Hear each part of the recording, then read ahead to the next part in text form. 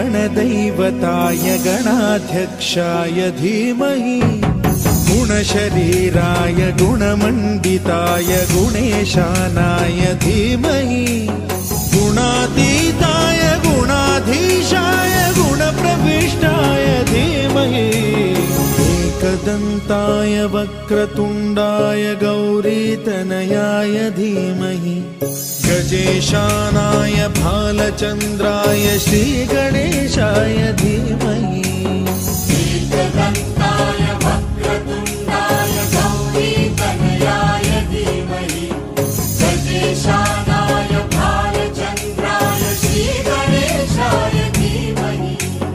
गानचतुराय गानप्राणाय गानान्तरात्मने गानोत्सुकाय गानमत्ताय गानोत्सुकमनसे गुरुपूजिताय गुरुदैवताय गुरुकुलस्थायिने गुरुविक्रमाय गुह्यप्रवराय गुरवे गुणगुरवे गुरुदैत्यकलक्षेत्रे गुरुधर्मसदाराध्याय गुरुपुत्रपरित्रात्रे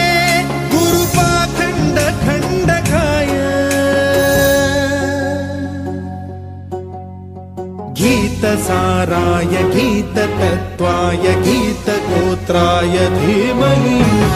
गूढगुल्फाय गन्धमत्ताय गोजयप्रदाय धीमहि